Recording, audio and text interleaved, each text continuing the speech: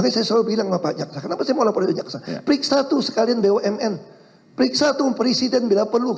Kenapa orang terbaik dicopot?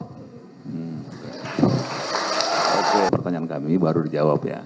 Karena konteks pertanyaan kami sebetulnya keterangan saksi juga nih. Betul, Ya? justru saya bilang, saya mau jelaskan keterangannya ke Ya. arah mana gitu. Saya belum Jangan- saya belum Silakan, saya. silakan. Nah, keterangan saksi adalah ini beberapa penyimpangan itu kan keterangan saksi juga di poin 10 ini sebelum masuk ke poin itu ya.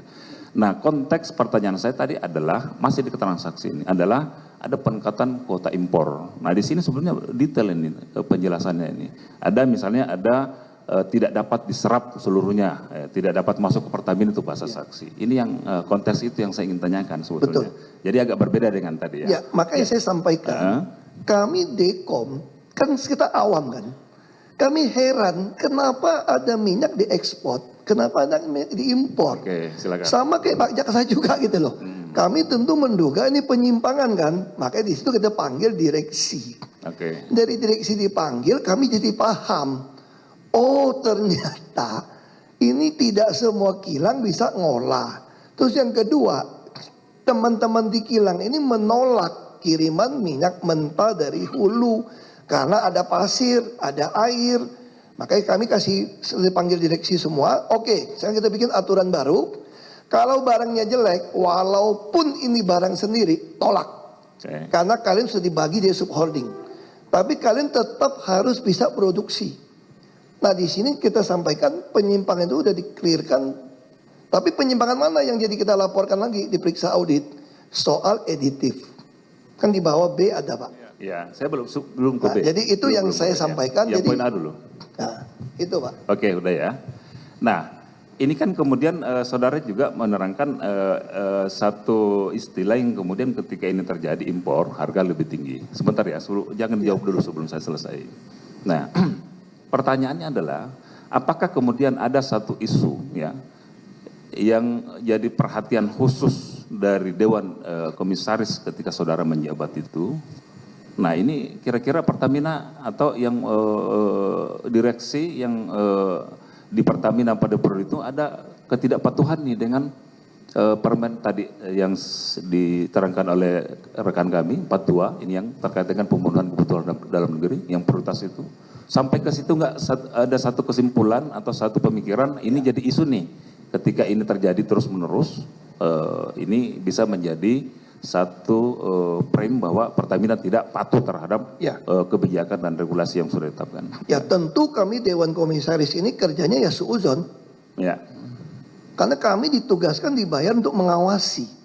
Makanya ketika terjadi kami melihat dari luar, kok kenapa impor, kenapa ekspor? Makanya tadi saya jelaskan. Setelah tahu teknis, kami paham. Tidak semua minyak mentah itu sama kualitas bisa terima dari kilang. Makanya di situ kami melihat, ini bukan kesalahan direksi untuk impor dadakan, dapat harga mahal, toh BPKP tidak ada temuan pengadaannya menyimpang atau tidak. Dan masih untung. Lalu di situ kami mengusulkan sebuah ide, kenapa tidak membuat supplier hair stock, supaya nggak usah tender terus menerus. Taruh saja barang, siapapun yang taruh barang di Indonesia kami beli, udah saya jelaskan tadi.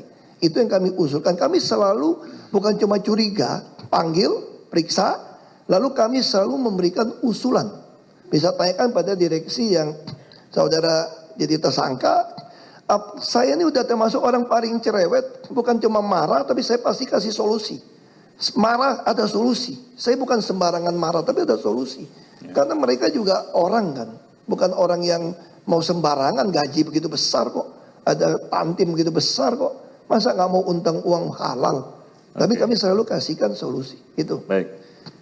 Selama saudara menjabat ya, ada nggak satu bentuk ya pelanggaran atau penyimpangan yang kira-kira menurut saudara saksi sendiri paling berat di Pertamina itu? Paling berat sudah ketemu kasus LNG Pak. LNG. Terus yang lain? Kami laporkan. Yang lain nggak ada temuan Pak. Kalau LNG kan memang ada kerugian dilaporkan Pak. Ya, yang sampai kemudian rekomendasinya dipecat tadi istilah saudara ya.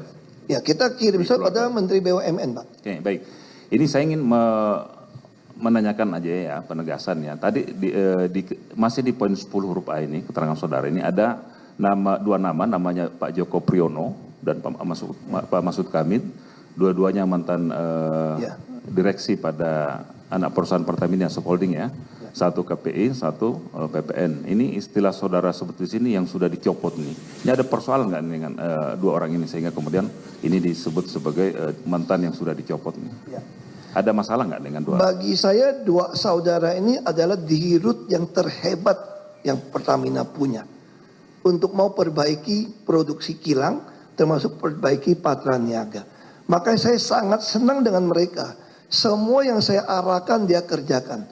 Termasuk soal editif, Pak Mahfud ini lebih baik dipecat daripada dia tanda tangan. Kalau ada penyimpangan pengadaan. Makanya saya bilang ini adalah salah satu terbaik yang kita punya. Pak Joko ini, Dicopot ya istilahnya. ini orang kilang asli dari kilang. Ini orang menurut saya adalah orang yang terbaik pengetahuan tentang kilang. Dia yang kasih tahu saya kelemahan kilang, apa yang mau diperbaiki. Ketika dia dicopot, saya pun mau nangis, saya telepon dia. Dia bilang gini, Pak, udahlah Pak, saya di Jogja saja, kerja las saja Pak. Saya pikir BUMN ini keterlaluan. Gitu. Mencopot orang yang bukan meritokrasi. Kenapa orang yang mau lakukan yang saya lakukan, dicopot. Ini orang terbaik Pak Joko itu. Makanya saya tulis dicopot. Makanya saya selalu bilang sama Pak Jaksa, kenapa saya mau lapor ke Jaksa? Ya. Periksa tuh sekalian BUMN. Periksa tuh presiden bila perlu. Kenapa orang terbaik dicopot? Oke, baik. Tolong, pengunjung. Bisa tertib, pengunjung, ini persidangan, ya. Ini bukan hiburan. Oke, Tolong. baik. Oke, kembali lagi kepada saya, salam NKRI harga mati. Di mana teman-teman kita sudah melihat cuplikan video yang di atas dan ada yang berkomentar, jaksa dan hakim berani nggak panggil dan periksa Jokowi. Nah, saya harap Ahok bantu jaksa menunjukkan Jokowi diperiksa juga. Jokowi harus diperiksa dan proses hukum. Nah, Tuhan semesta alam sudah sediakan pemimpin yang bagus dan jujur Indonesia malah memenjarakannya. Nah teman-teman, jaksa cuma senyum-senyum aja pas Pak Ahok bilang periksa tuh presiden, periksa tuh BUMN. Mana berani jaksaan periksa dua nama itu. Nah, patut dilindungi dan apresiasi Pak Ahok untuk bantu bongkar mafia minyak di Pertamina yang merugikan negara dan rakyat miskin yang kena getahnya harus membeli dengan harga mahal. Nah, kalau hukum di NKRI ditegakkan sangat mustahil orang yang jujur dan baik disingkirkan. Ahok sangat berani kalau menyuarakan kebenaran. Ahok orang bersih pasti akan disingkirkan oleh para mafia dan koruptor. Itulah kebobrokan pejabat negara. Kalau dah pejabat jujur pasti difitnah, dipecat. Nah, di sini ada yang berkomentar, kenapa orang terbaik dicopot? Karena yang terbaik pasti menjatuhkan yang buruk. Nah, sama halnya kenapa koki terbaik masakannya malah dicopot? Sisi lain, lu pikir restoran yang pingin rame itu doang, otak bisnis pasti ketahuan. Pada intinya mata sipit the best dalam segala bidang. Nah, kalau ada orang pintar, baik dan jujur di negeri Konoha udah dipastikan disingkirkan. Nah, teman-teman, periksa itu BUMN, periksa itu presiden. Kan sudah ada petunjuk. Nah, hayo diproses. Kalau sudah terdeteksi korupsi, segera tangkap dan hukum seberat-beratnya. Nah, orang yang berani sama Jokowi harus orang yang benar-benar bersih, tidak tersandra sama Jokowi. Bapak sebagai manusia patut buat contoh untuk orang yang tegas tidak pandang bulu. Nah, bagus Ahok bukan semua borok-boroknya sampai ke akar-akarnya biar pada ngerasain jeruji besi tuh. Gimana mau diperiksa?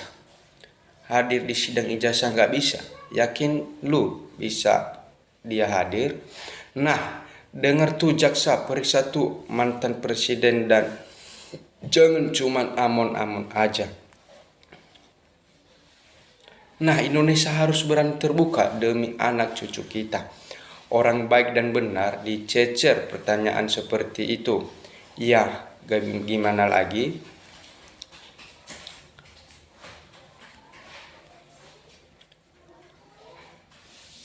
Nah, semua rata-rata pejabat pada diperiksa, tapi nggak berani periksa Mulyono.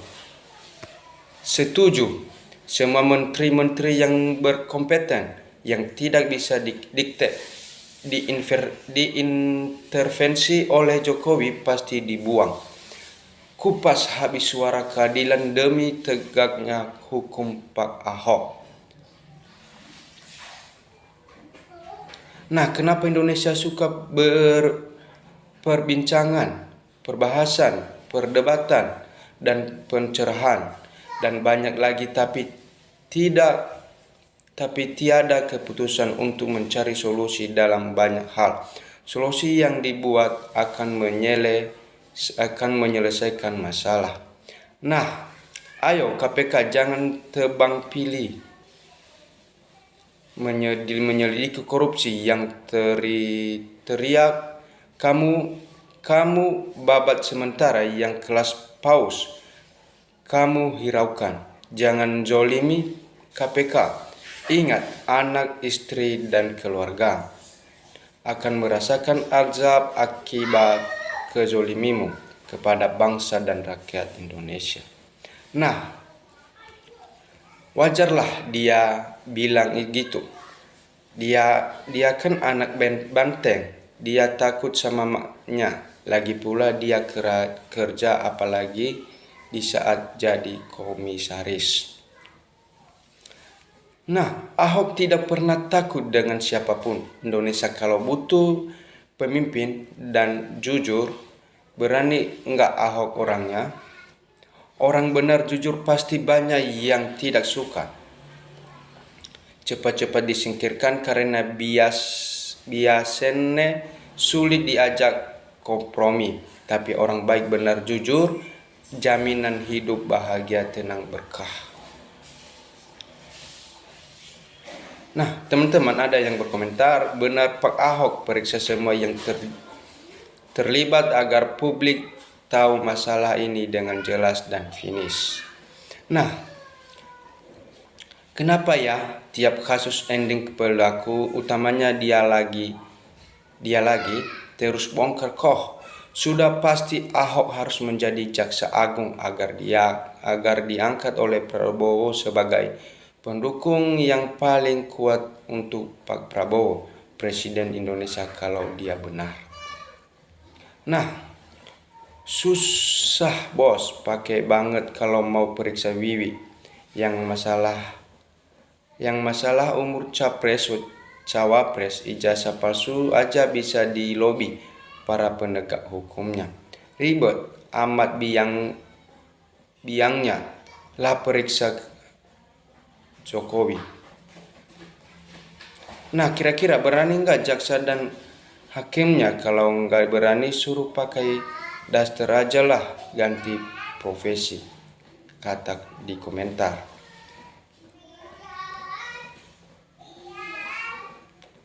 Nah, orang baik yang terbaik bahkan apalagi jujur pasti dicopot. Bagaimana Indonesia bisa mensejahterakan kalau seperti ini terus? Nah, Pertamina harus berbenah diri dan maju ke depan. Terapkan teknologi canggih di bidang bangun shelter yang berfungsi tapung dan olah jadi murni. Semua hasil minyak mentah